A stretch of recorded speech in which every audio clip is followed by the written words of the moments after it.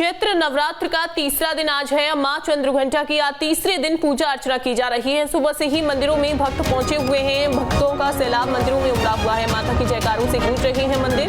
वहीं आपको बता दें, चैत्र नवरात्रि के तीसरे दिन मां चंद्रघंटा की पूजा की जाती है। देवी भागवत पुराण के अनुसार मां चंद्रघंटा का रूप अत्यंत शांत, सौम्य और ममतामयी है, जो अपने भक्तों को सुख, समृद्धि और शांति प्रदान करता है। इस दिन विशेष पूजा करने से आत्मविश्वास में वृद्धि होती है, जीवन में खुशहाली आती है और सामाजिक प्रतिष्ठा भी बढ़ती है।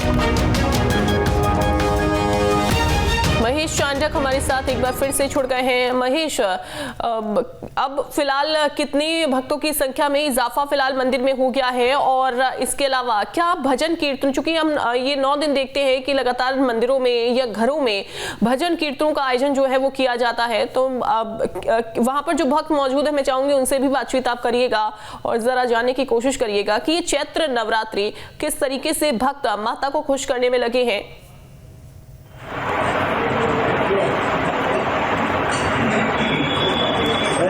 बिल्कुल, ये बात तो सही है कि 9 दिन माता के दरबार में और या घरों में जिस तरह से माता की आराधना और पूजा की जाती है, वो कहीं ना कहीं लोगों को मन में शांति, उत्साह और परिवार की समृद्धि के लिए कहीं ना कहीं वो फायदेमंद भी होती है। और जिस तरह से माता रानी का यहाँ पर लोग पूजन करते हैं और इन 9 दिनों में विशेषकर घरों में भजन होते हैं, मंदिरों में भजन होते हैं और मंदिरों में एक विशेष प्रकार का एक आकर्षण होता है। उस आकर्षण को देखने के लिए और उस माता रानी के दर्शन करने के लिए भक्तों का सैलाब लगातार बढ़ता रहता है। छिंदवाड़ा के सृष्टि माता मंदिर में हम इस वक्त मौजूद हैं। इस मंदिर में अभी 900 से ऊपर के कलश की स्थापना की गई है और कहीं ना कहीं इन सब चीजों को मान्यता जो मानी जाती है। आज तीसरा दिन है और तीसरे दिन में माता रानी का जो दरबार यहाँ पर सजा हुआ है वो कहीं ना कहीं इस रूप में है। और मेरे साथ यहाँ के पीजी कॉलेज के जो प्रिंसिपल हैं वो रहे हुए हैं, उनका वो भी यहाँ पर आए हुए हैं। आप कितने वर्षों से यहाँ पर आ रहे हैं? लगभग 15 वर्षों से। तो क्या आप इस मंदिर की क्या मानते हैं? ये मंदिर सबसे भव्य है और यहाँ पर जो भी चीजें मन से मांगो वो मुरादें लगभग होती है पूरी, पर ये श्रद्धा लोगों में बहुत ही आउटडोर है।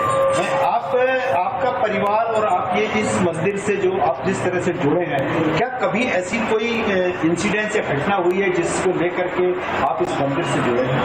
नहीं, ये मंदिर तो बहुत लोग जुड़े हुए हैं, वैसे मैं भी जुड़ा हूँ, लेकिन बहुत अच्छा यहाँ अनुभव होता है, शांति अनुभव होती है, बहुत अच्छा लगता है। आप भी इस मंदिर से जुड़े हुए हैं और इस मंदिर में भजन कीर्तन लगातार यहाँ पर होते रहते 9 दिन तक के, तो ऐसी क्या स्थिति रहती है?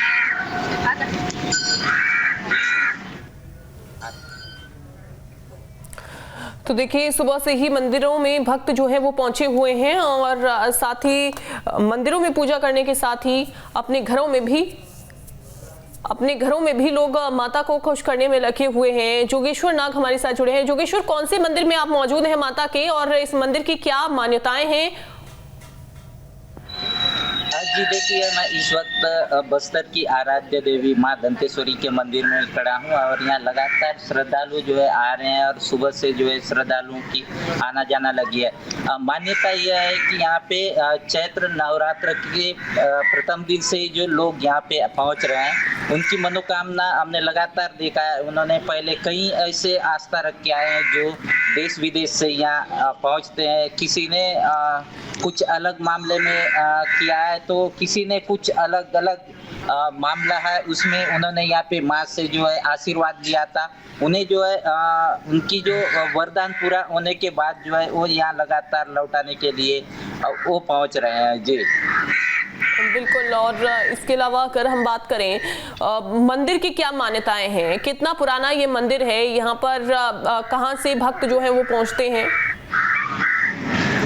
ये लगभग इनकी जो है 1000 साल पुरानी मंदिर है। जो यहाँ की मान्यता अगर मैं बता दूं, जो ये वारंगल से यहाँ पहुंची हुई है माँ दंतेश्वरी, और उनकी जो यहाँ की पुजारी ये बताते हैं कि इन दिनों में जो है यहाँ हिंदू सभ्यता के लोग जो है अधिकतर आते हैं और यहाँ अपनी जरूरत मांगे जो है ओमाई जी से मांगते हैं, और मांगने के बाद जो है उन्हें जो है जो आशीर्वाद वरदान मिलती है तो उन्हें जो है इसी मौके पे जो है पूजा के तौर पे चढ़ाया भी जाता है जी।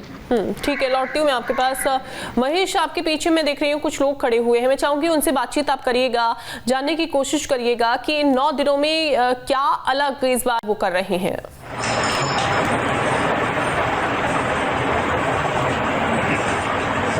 बिल्कुल, मैं सबसे पहले तो पंडित जी से ये जानना चाहता हूँ कि आज माता रानी को 5 फलों का प्रसाद लगाया जाता है, मीठा लगाया जाता है। आज इस मंदिर में आज क्या विशेष आयोजन किया गया?